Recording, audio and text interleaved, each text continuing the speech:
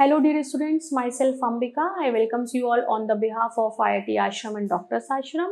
और आज हम खोज के सॉल्यूशंस और उसके आंसर की देखने वाले हैं।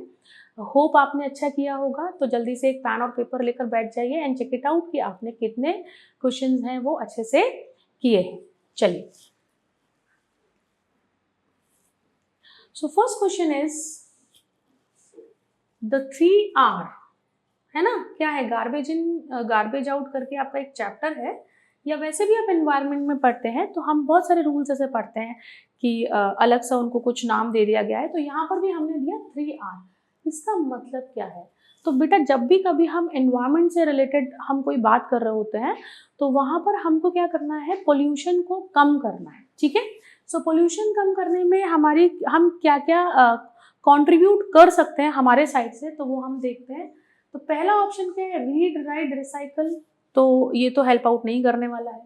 दूसरा क्या है? Reduce, reuse and recycle. ये बहुत अप्रोप्रिएट है। देन हम देख लेते हैं रीयूज, रिपेयर, रेंट नहीं होगा। रिमूव, रिफिल, रीयूज भी नहीं होगा। ठीक है। तो आंसर क्या होगा बेटा हमारा? Reduce, reuse, recycle. कैसे? सबसे पहले तो रिड्यूस करना है। आपने क्या करना है? आप बाजार जा रहे हैं, मार्केट में आप कोई भी सामान ले रहे हैं, तो instead of taking polythene bag, आप घर से आपका कॉटन बैग लेकर जा सकते हैं। तो हम क्या कर रहे हैं? रिड्यूस कर रहे हैं, है ना। दूसरा हम क्या कर रहे हैं? रीयूज कर रहे हैं। सपोज अगर हमारे पास में पॉलिथीन बैग मार्केट से आते भी हैं, so instead of using garbage bag आप उस पॉलिथीन बैग को भी यूज कर सकते हैं। तो आप at least you are trying to reuse, के कोई चीज आई है उसका हमको रीयूटिलाइजेशन कैसे करना है। Then recycle. अब क्या करना है? उसको हमको क्या कर देना है बेटा? हम रिसाइकलिंग करनी है कि किसी भी फॉर्म में हम उसको रिसाइकल कर पाए और उसको वापस से हम यूज कर पाए। तो इस तरीके से हम एनवायरमेंटल पोल्यूशन को कंट्रोल कर सकते हैं। तो यहाँ पर जो इसका राइट आंसर है, it is a reduce, reuse and recycle. ठीक है। So option B. आगे चलते हैं। Next question, vermicomposting uses. क्या कर रहे हैं बेटा हम यहाँ पर कि जब हमें वर्मी कंपोस्ट बनाना है तो सबसे पहले आपको ये पता होना चाहिए कि वर्मी कंपोस्टिंग या वर्मी कंपोस्ट होता क्या है। जब भी कभी हम डेड एंड डिके मटेरियल को कंपोस्ट में कन्वर्ट करते हैं तो there are several method that we use. उसमें एक मेथड है वर्मी कंपोस्टिंग। वर्मी कंपोस्टिंग में we use the earthworm to convert dead and decay material into the compost. तो होता क्या है, and why we are using the earthworm? Because earthworm is also known as the friends of farmer. अगर आप farm में छोड़ दें तो वो सॉइल में अंदर जाएंगे, फिर ऊपर आएंगे, so it will create a holes. तो क्या होगा कि उससे एरिएशन में हेल्प करेगा, तो रूट्स को एयर मिल पाएगी। इस अपार्ट फ्रॉम दैट, इसके अलावा हम बात करें तो इसका जो एक्सक्रीटा होता है उसमें नाइट्रोजन का जो अमाउंट है वो ज़्यादा होता है। तो हम जो आर्टिफिशियल या हम केमिकल के फॉर्म में जो हम नाइट्रोजन दे रहे होता है उसकी जगह पर हम क्या करेंगे? हम अर्थवर्म का जो एक्सक्रीटा है वो ऑलरेडी उसमें मिक्स हो जाएगा, तो नाइट्रोजन का अमाउंट ज़्यादा है। Now the points come, why nitrogen is required in the plant? Nitrogen required for the synthesis of protein. So for the protein synthesis we need nitrogen in the plant. तो nitrogen ज़्यादा होगा, है ना। Nitrogen ज़्यादा होगा तो क्या होगा? आराम से प्रोटीन का सिंथेसिस प्लांट कर पाएंगे। तो इसलिए हमको क्या करना होता है कि हम what we are using the earthworms. So earthworm क्या कर रहे हैं? प्लांट का जो डेड और डिके मटेरियल है प्लांट के, उनको कन्वर्ट कर रहे हैं। तो अब कैसा मेथड हो गया बेटा? ये इको फ्रेंडली हो गया, इसमें कोई भी केमिकल नहीं है, हम इजीली इसको बना भी सकते हैं और इसको हम यूज भी कर सकते हैं। So we use the vermicomposting में हम अर्थवर्म यूज कर रहे हैं। So answer will be your earthworm, है ना। केमिकल तो नहीं होगा, ठीक है। फायर तो कैसे भी नहीं होगा, इंसेक्ट्स भी नहीं है। यहाँ पर हमारा right answer is C, earthworm. तो हम क्या कर रहे हैं? वर्मी कंपोस्ट के लिए हम अर्थवर्म्स को यूज कर रहे हैं। नेक्स्ट क्वेश्चन देखते हैं, desert plants have fewer leaves to. क्यों है? देखो, सबसे इंपॉर्टेंट क्या होता है बेटा कि जो डेजर्ट में जो प्लांट है वो अब उसका जो लीव्स है उसका साइज बहुत छोटा होता है। जैसे आपने कैक्टस देखा होगा, है ना। कैक्टस का अगर आप लीव देखो तो कुछ इस तरीके का स्ट्रक्चर होता है, उसके ऊपर छोटे छोटे से स्पाइन्स होते हैं। ये स्पाइन्स क्या है बेटा? ये रिड्यूस लीव जो है ये रिड्यूस हो गई है, ठीक है। क्या हो गई है? लीव्स रिड्यूस हो गई है और स्पाइन के फॉर्म में कन्वर्ट हो गई हैं। पर ऐसा होने का रीज़न क्या है, ऐसा क्यों हुआ? ऐसा इसलिए हुआ क्योंकि जहाँ की हम बात कर रहे हैं वहाँ पर गर्मी बहुत ज़्यादा है और पानी बहुत कम है। सपोज एक लीफ है, उसका सरफेस एरिया कैसा है, इतना बड़ा है ना। अब इस सरफेस एरिया पे जब धूप पड़ेगी या गर्म हवा पड़ेगी तो प्लांट क्या करेगा, अपनी बॉडी के टेम्परेचर को मेंटेन करने के लिए वाटर इवेपोरेट करेगा। अब वाटर पहले ही नहीं है ना, तो प्रॉब्लम क्या हो रही है कि अगर वाटर है नहीं, इवेपोरेट ज्यादा करना पड़ रहा है तो सर्वाइवल कम हो जाएगा, सिंपल सी बात है। तो ये लीव्स क्या हो गई बेटा, ये रिड्यूस हो गई। क्या हो गई, लीव्स क्या हुई, रिड्यूस हुई। तो एक इतनी बड़ी लीफ और उसके बगल में कितना छोटा सा कांटा या छोटा सा स्पाइन, तो क्या हुआ, इसके सरफेस एरिया में और इसके सरफेस एरिया में ह्यूज डिफरेंस है। तो यहाँ से जो लॉस है वो क्या हो जाएगा, मिनिमाइज हो जाएगा, नेग्लेजिबल भी बोल सकते हैं। ठीक है, तो क्या कर रहा है, इसको कम कर रहा है। अब हम यहाँ ऑप्शन देख लेते हैं, इतना समझ में आया होगा तो ऑप्शन आप आइडेंटिफाई कर पाएंगे। लुक ब्यूटीफुल, नहीं जी, बिल्कुल नहीं। रिड्यूस वाटर लॉस, यस, क्या करेगा, वाटर लॉस को रिड्यूस करेगा। अट्रैक्ट इंसेक्ट, ये नहीं है। अब्जॉर्ब मोर सनलाइट, भाई यहाँ तो सरफेस एरिया ही कम हो गया है ना, तो अब्जॉर्प्शन तो कम हो ही जाएगा। तो छोटी जो लीव्स होती हैं डेजर्ट प्लांट में, वो क्या करती हैं, रिड्यूस वाटर लॉस। क्या हुआ, देखो बेटा, सरफेस एरिया कैसा हुआ, इतना सारा बड़ा जगह और एक छोटा सा स्पाइन है ना, ये छोटा सा स्पाइन, तो क्या हो गया, सरफेस एरिया को रिड्यूस करता है, किसके लिए, जैसे कि वाटर लॉस कम हो। ठीक है जी, सो आंसर इज बी। क्या आंसर हो गया बेटा इसका, बी आंसर हो गया। चलिए नेक्स्ट देखते हैं। Next question is which of these is a biotic component of a pond ecosystem, है ना।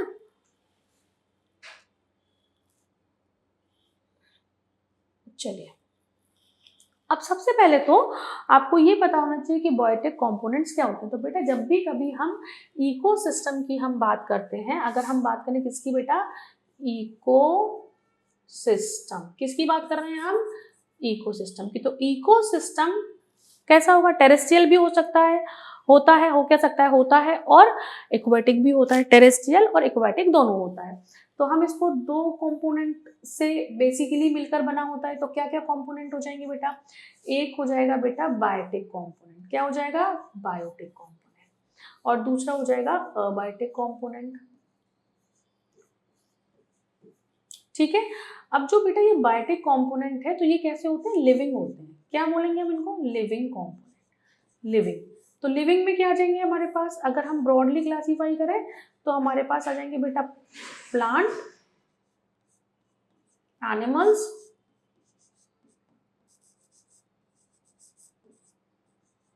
एंड माइक्रो ऑर्गेनिजम्स, है ना, ये लिविंग कंपोनेंट्स हो गए। और अगर हम एबायोटिक की बात करें तो क्या हो जाएंगे हमारे पास, नॉन लिविंग हो जाएंगे, है ना। कैसे हो जाएंगे, नॉन लिविंग कंपोनेंट्स। ठीक है बेटा, नॉन लिविंग। अब ब्रॉडली अगर आप इसको भी क्लासीफाई करोगे तो क्या होगा आपके पास में, एयर, वाटर एंड सॉइल। ठीक है, एयर, वाटर एंड सॉइल। तो ये हो गए आपके पास में, क्या हो गए बेटा, नॉन लिविंग कंपोनेंट्स हो गए। कैसे हो गए, नॉन लिविंग। तो वो क्या बोल रहा है, अब दोनों कंपोनेंट की जरूरत हमको है, बायोटिक और एबायोटिक। अगर यहाँ पर बायोटिक की जगह लिविंग आएगा तो भी आपको समझ में आना चाहिए कि हम लिविंग कंपोनेंट्स की बात कर रहे हैं। ठीक है, तो अब क्या होगा, यहाँ पर देख लेते हैं, लिविंग की बात कर रहे हैं ना बेटा, तो लिविंग में क्या आ जाएगा, सनलाइट नहीं होगा, वाटर भी नहीं है, वो हमारा नॉन लिविंग में ऑलरेडी, सॉइल, रॉक, स्टोन अगर हम बात करें वो भी नॉन लिविंग में आएगा। तो क्या हो जाएगा बेटा, फ्रॉग। फ्रॉग कैसा है, लिविंग है। तो एक्वेटिक या पॉन्ड इकोसिस्टम की हम बात करें तो इसमें हमारा जो लिविंग कंपोनेंट है या बायोटिक कंपोनेंट है वो क्या हो जाएगा बेटा, आपका फ्रॉग हो जाएगा। So answer is C. क्या आंसर हो जाएगा, सी हो जाएगा। ठीक है, चलिए नेक्स्ट क्वेश्चन देखते हैं। अर्थवॉर्म मूव्स इजीली, है ना। अर्थवॉर्म जो है वो आराम से मूव कर पाते हैं, पर कैसे कर पाते हैं, उनके पैर तो होते नहीं है, हम तो पैर से चल लेते हैं। या जो जिन एनिमल्स के हमको पैर दिख रहे हैं तो हम बोलते हैं हाँ हाँ वो उन आराम से पैरों से चल रहे हैं, 4 legs हैं, 2 legs हैं, जो भी we can classify and we can observe. पर यहाँ पर तो हम उसको ऐसे चलते हुए देखते हैं, ऐसे चलता है ना, ऐसे ऐसे ऐसे। ठीक है, तो पहले तो वो कैसे चलता है ये देखते हैं, मतलब क्या यूज करता है, फिर हम थोड़ा सा ये समझेंगे कि क्या मैथोडोलॉजी वहां पर अप्लाई होती है, ठीक है। तो अब लेग्स तो है ही नहीं, ठीक है, बोन्स भी नहीं है, और पंख दिखते हैं क्या आपको? मुझे तो नहीं दिखे आज तक, है ना, पंख भी नहीं होते हैं, तो क्या होगा? ब्रिसल्स, इन्हें सीटी भी बोलते हैं बेटा, ठीक है। तो पहले तो हमारा आंसर क्या हो गया? सी।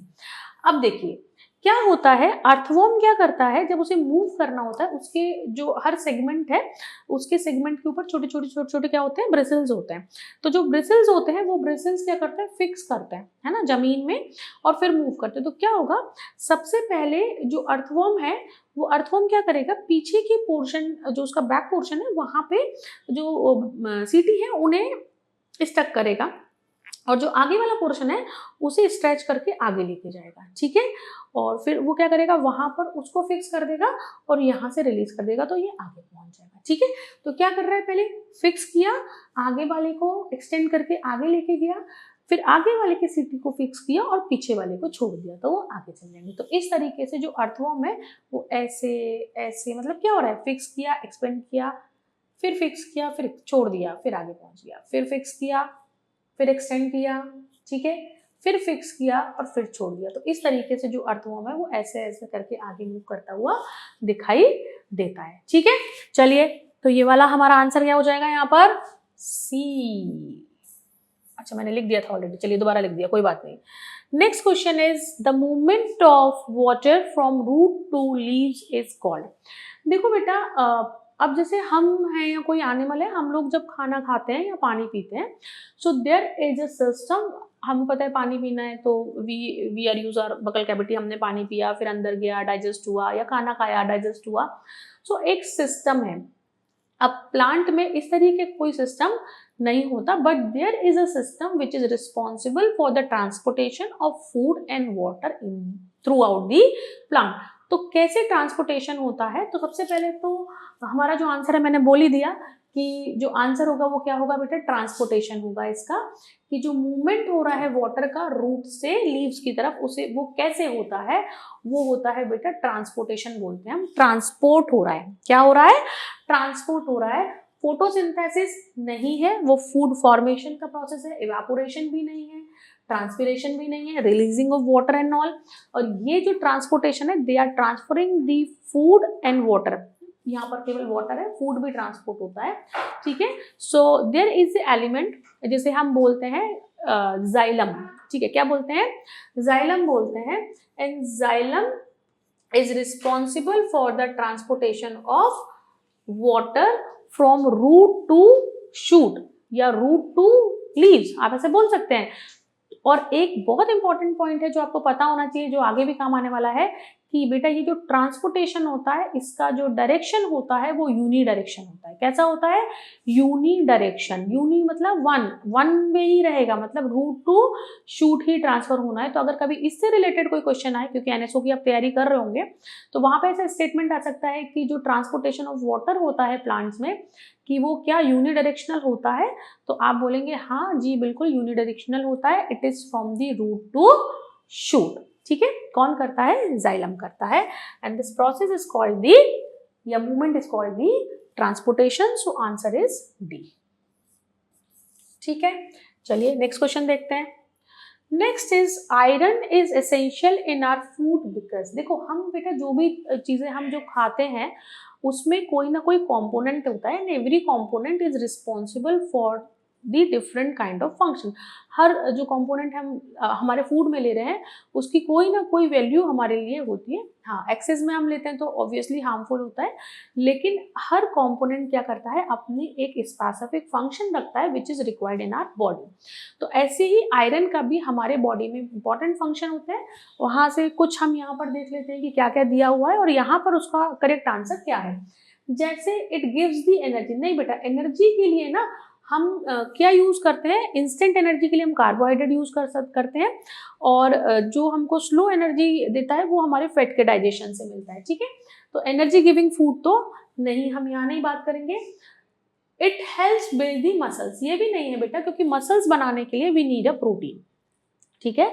बॉडी में protein is also known as the body building food. तो यहाँ पर क्या हो जाएगा? उसका आंसर प्रोटीन होगा, तो ये भी नहीं है।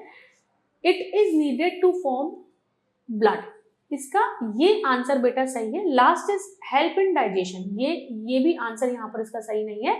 आंसर कौन सा सही है कि ब्लड। देखो बेटा, ब्लड में अगर हम बात करें तो हम क्या टर्म यूज करते हैं, हीमोग्लोबिन। क्या यूज करते हैं, हीमोग्लोबिन, है ना। डॉक्टर के पास जाते हैं, कोई किसी को बहुत परेशानी है, वीकनेस है, तो एनीमिया हुआ है, तो क्या हो गया, आपका हीमोग्लोबिन कम हो गया है ना। सो हीमोग्लोबिन को के फॉर्मेशन में आयरन की रिक्वायरमेंट होती है। So right answer is this iron is essential in our food because it is needed to form the blood, hemoglobin। ठीक है, so answer is C। ठीक है जी, नेक्स्ट क्वेश्चन देखते हैं। Next question is what assertion reason. ठीक है, ठीक है, कैसे सॉल्व करेंगे, पढ़ लेते हैं दोनों को, और दोनों को पढ़ के हम ट्रू फॉल्स हैं, दोनों सही हैं, राइट एक्सप्लेनेशन है या नहीं है, हम ले। सबसे पहले हम यहाँ लिख लेंगे असर्शन का क्या आंसर आएगा, और फिर हम यहाँ रीजन लिखेंगे और देखेंगे रीजन का क्या आंसर आ रहा है। ठीक है, सो क्वेश्चन में हमारा असर्शन क्या है, earthworms do not have bones but can move easily. देखो, मैंने आपको हमेशा जब अगर आपने कोई वीडियो देखे होंगे या कभी पढ़ा होगा, तो मैं हमेशा आपको बोलती हूँ कि आपको नॉट और इनकरेक्ट को बहुत इंपॉर्टेंटली देखना है, वही आपके क्वेश्चन को जल्दी में गलत या सही होने से बचाता है। अगर नॉट है, इसका मतलब हमको ध्यान से पढ़ना है कि हमारे क्वेश्चन हमसे क्या पूछ रहा है। हमारा क्वेश्चन हमसे पूछ रहा है earthworm do not have bones, yes they do not have bones, है ना, but can move easily. Bones है या नहीं है, पर मूवमेंट तो होता ही है ना। तो मूवमेंट हो रहा है, बोन नहीं है, ये बात सही है, और वो इजीली मूव कर लेता है, ये बात भी सही है। पिछला जो क्वेश्चन हमने देखा था, वहां पे हमने देखा था ब्रिसल्स या जो सीटी होते हैं वो उसको मूव कराने में हेल्प करते हैं, है ना। तो इसका मतलब ये है कि कुछ तो है, something is there which they are using to show the movement. तो वो अब यहाँ पे ये वाला तो सही हो गया कि they do not have bones but can move easily, true लिख लिया, असर्शन हमारा ट्रू है। अब क्या इसका एक्सप्लेनेशन सही है, वो भी देख लेते हैं। Earthworms use muscles and the bristles on their body to move through soil, yes सही है, हमने पहले भी पढ़ा था, हम पहले ही पढ़कर आ रहे हैं। तो इसका मतलब हमारा क्या है कि जो मूव इजीली कर पा रहा है, क्यों कर पा रहा है, क्योंकि उसके पास स्मॉल सीटी है जो उसको मूव करने में हेल्प करते हैं। तो इजीली मूव कर रहा है, इसका मतलब हमारा ये भी ट्रू है, और चूंकि इसकी वजह से वो इजीली मूव कर पा रहा है, इसका मतलब इसका एक्सप्लेनेशन भी बेटा क्या हो गया, ठीक हो गया। तो हम देखेंगे, अब ऑप्शन देखते हैं, both A and R true, yes both A and R true, and R is the correct explanation of A, yes. तो हमारा ये आंसर पहला ही हो गया ए, बाकी पढ़ने की जरूरत नहीं है, टाइम बच गया हमारा, क्योंकि पहले वाले में है, तो हमारा सही हो गया कि हमारा जो आंसर है वो क्या है बेटा, ए है। इसका क्या है हमारा आंसर, ए है कि हाँ बोन्स नहीं है, इजीली मूव करता है। क्यों करता है, क्योंकि उसके पास क्या होते हैं, सीटी होते हैं, ब्रिसल्स होते हैं, जिनकी वजह से वो आराम से मूव कर पाता है। चलिए सेकेंड लास्ट क्वेश्चन क्या है, an example of ball and socket joint. Joint आप बॉडी मूवमेंट पढ़ रहे होंगे बेटा, है ना, मूव होते हैं। तो हमारे बॉडी में अलग अलग जगह में, स्केलेटन में अलग अलग जॉइंट होते हैं जो हमको मूवमेंट में हेल्प करते हैं, जैसे कि हम मूव कर पाए।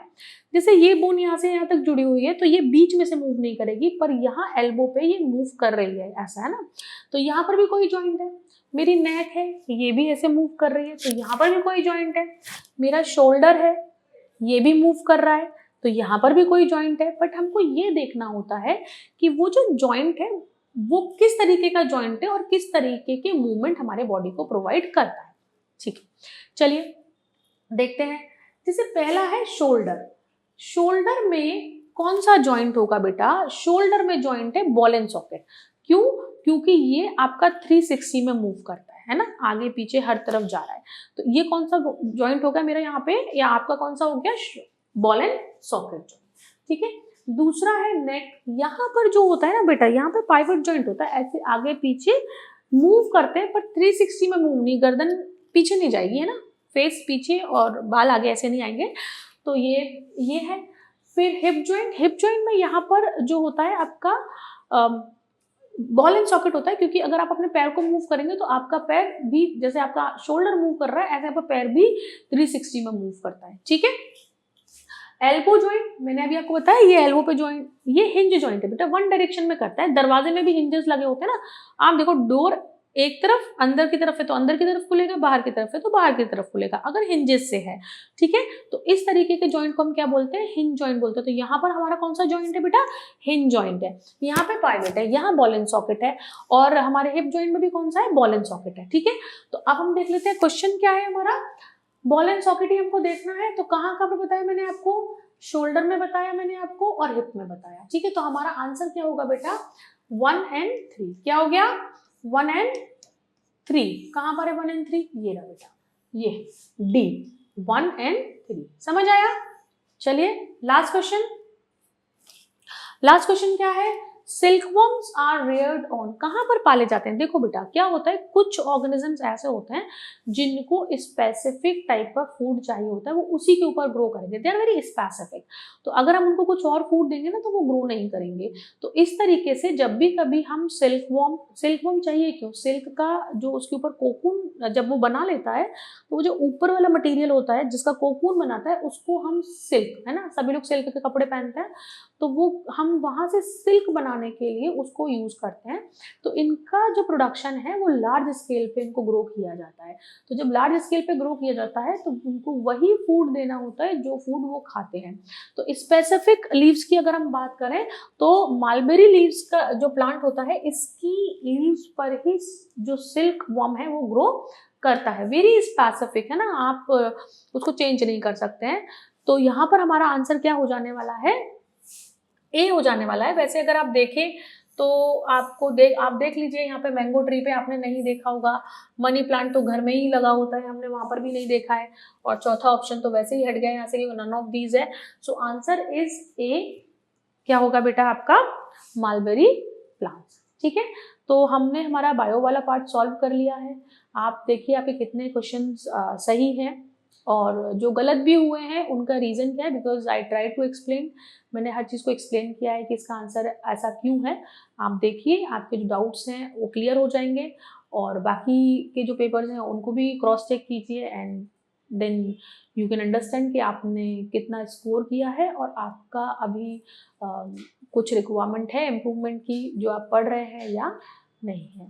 Thank you.